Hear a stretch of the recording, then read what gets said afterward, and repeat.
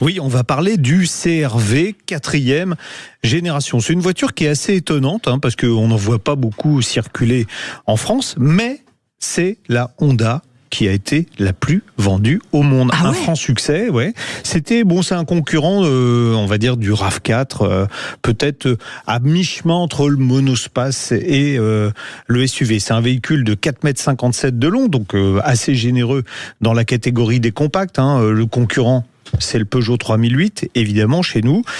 Cette 4e génération, il est très spacieux, surtout aux places arrière. Il a aussi un énorme coffre, un 589 litres banquette en place et 1669 litres une fois que la banquette est rabattue. Il était plutôt bien équipé. Et ses performances étaient dans la bonne moyenne, surtout en diesel, avec des consommations qui sont mesurées. Il y a eu 2 moteurs. Alors c'est très intéressant de se pencher parce que principalement en France, il s'est vendu avec des moteurs diesel.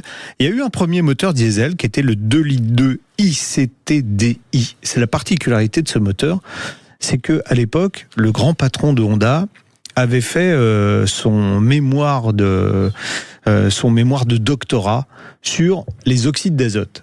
Donc, il a dit quand Honda fera un moteur diesel, on fera un moteur propre. Et ils ont lancé en France le premier moteur au monde qui était totalement dépollué, y compris pour les NOx. Et en fait, tout le monde s'en foutait. C'est-à-dire, ça a été, en termes de vente, c'est pas une vente de plus. C'est n'importe quoi. Tout le monde, alors que tous les constructeurs trichaient pour homologuer les diesels et que, on voit ce que ça a donné. Aujourd'hui, le diesel est en train de disparaître à cause de cette pollution qu'on nous a cachée. Honda a dit, nous, on va faire un moteur vertueux, et tout le monde s'en foutait. Et celui-ci, il est très vertueux. Oui, celui-là est très vertueux. Alors, malheureusement, il tombe en panne, comme la plupart des diesels.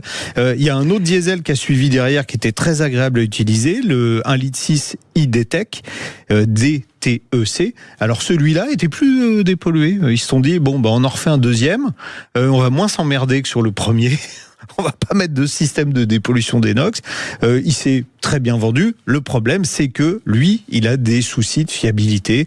En général, quand on pense à Honda, on pense à moteurs qui font 500 000, voire plus que ça. Super fiabilité. Là, c'est le talon d'Achille du diesel. C'est-à-dire, je vais vous rappeler qu'un diesel, c'est fait pour faire des longs trajets, exactement. Et que là, oui, ça peut enquiller des bornes pendant des centaines de milliers de kilomètres. Mais si vous faites de la ville... Pourquoi ce moteur-là était un peu plus fragile ?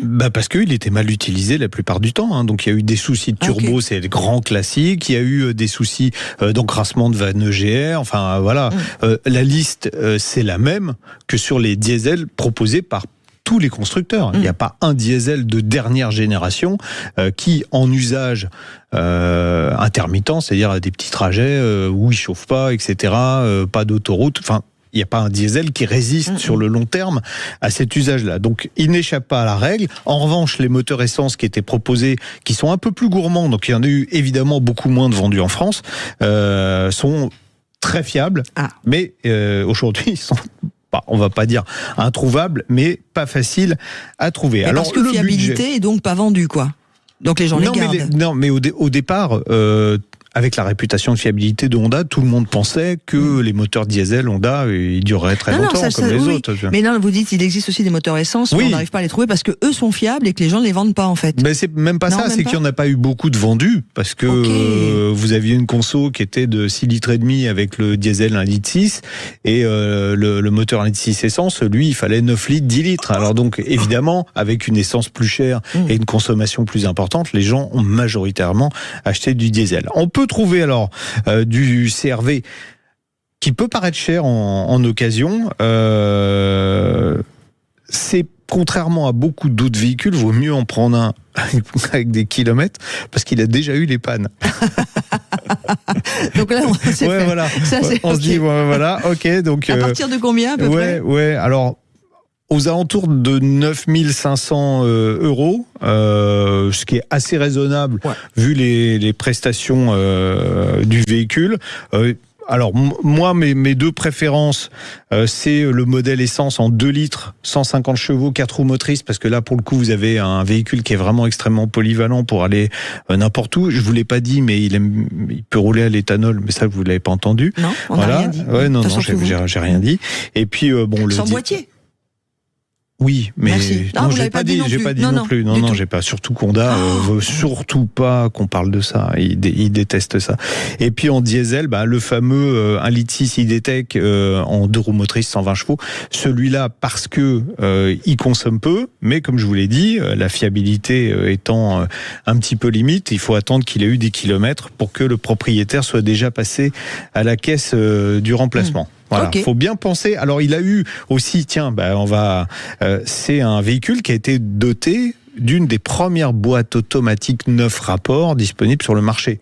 Vérifiez bien, quand vous l'achetez, que la vidange de la boîte automatique a été faite. Et on rappelle que si vous avez une boîte auto, il faut faire une vidange et vous insistez ou vous changez de garage tous les 60 à 70 000 kilomètres.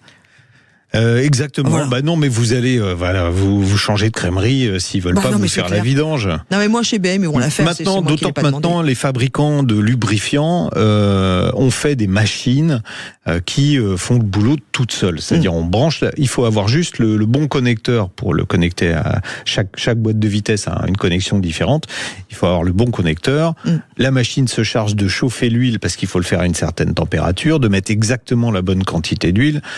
Donc, on branche dessus, même un âne saurait le faire.